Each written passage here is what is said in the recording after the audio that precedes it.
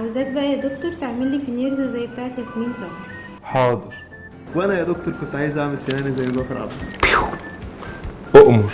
بس يا دكتور اعمل لي حاجه في الحنين، حاجه ب3 4000 كده. والله يا دكتور عايز اعمل تجميل ومش عايزه ادفع كتير، يعني مثلا تعمل لي فينيرز زي اللي البلوجر دي عاملاه بس ارخص. بس انت حالتك مش محتاجه فينيرز اصلا. يا دكتور انا عايزه اعمل زيها بالظبط كده.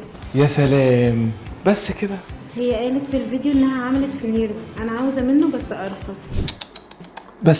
بس لو جيت لي انا هقول لك مش هعمل لك فينيرز من الغالي، انا هعمل لك تبييض لو كانت مشكلتك في اللون. تبييض محترم واحترافي وممكن يكون علاج مؤقت، ايوه، لكنه شكله جميل ونتائجه هتلاحظها وهتتبسط، ما تخافش، وهتتدلع كمان.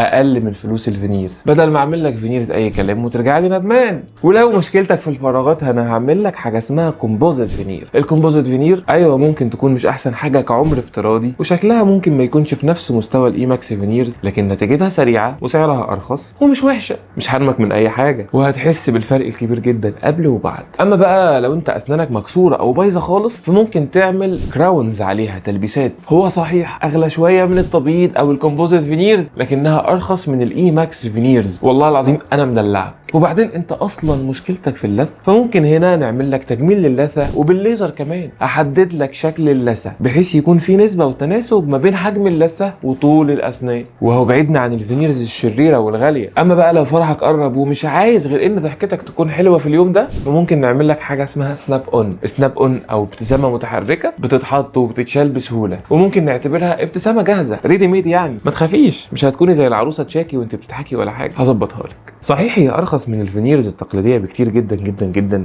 واكيد مش نفس التحمل ولا نفس الشكل ولا نفس اي حاجه، لكنها مناسبه جدا لفرح او خروجه او حتى صوره. اما الحل الارخص شويه من الفينيرز هو تقويم، وبصراحه التقويم حل طويل الامد لمشاكل كبيره جدا في الاسنان. لو مش حابب تلجا للفينيرز او تبرد اسنانك وتعمل كراونز، تلبيسات عاديه للاسنان، فالتقويم دايما بيبقى هو الحل الامثل لمشاكل الاسنان الكبيره زي الكراودنج، ان الاسنان تكون مزدحمه على بعض، او السبيسنج الكبير اللي موجود ما بين الاسنان وبعضها. التقويم هنا بيبقى الحل السحري والامثل، لكنه حل طويل الامد شويه. اقول لك ايه، كل اللي فات ده عادي، وممكن دي تكون حلول مشاكل ايوه مؤقته او هتاخد وقت شويه او عمرها الافتراضي مش طويل، لكن اللي مش عادي انك تقع في ايد دكتور ابن حلال وتقول له اعمل لي فينيرز من الرخيص يا دكتور، فيعمل لك فينيرز على قد فلوسك. اشرب بقى، استحمل التآكل في مواد الفينيرز الرخيصه اللي هتخليك ترجع للدكتور تاني، بس المره دي هتدفع الضعف. استحمل كمان ضحكتك اللي هتكون زي ضحكه العروسه تشاكي بجد، بحق وحقيقي، مش طبيعيه فيك. انت نفسك مش عارف انت مين قدام المرايه، مش عاجبك شكلك. ده غير بقى الكسور والتصبغات، وان كل شويه حته تبقى لونها مختلف وشكلها مختلف ومش عاجباك. تاثير الفينيرز الاي كلام ده على اسنانك الطبيعيه نفسها هيبقى تسوسات، وكمان تاثيرها على اللثه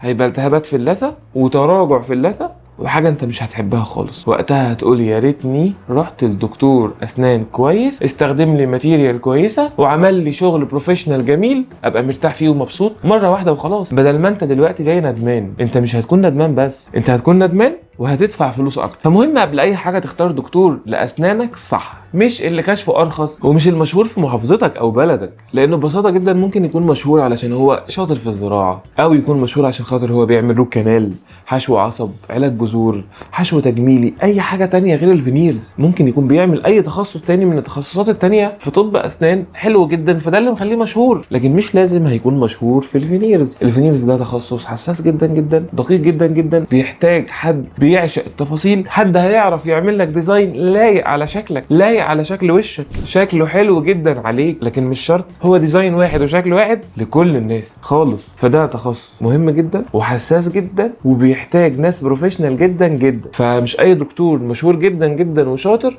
هيعرف يعمل لك اي ماكس فينيرز حلوه. وممكن دكتور اسنانك نفسه على فكره يكون هو السبب في كل مشاكل اسنانك المستقبليه، وبدل ما كنت رايح له بمشكله قد كده هتروح للاغلى منه واللي بيستخدم ماتيريالز افضل ومتخصص علشان بس تصلح اللي عمله، بس هتدفع فلوس قد كده. ولو عايز تعرف ازاي تختار دكتورك تابعني في الفيديوهات اللي جايه، وما تنساش تقول لي في الكومنتس بتختار دكتور اسنانك بناء على ايه، واستناني في الفيديو اللي جاي. كان معكم دكتور عبد السلام محمد، والى اللقاء.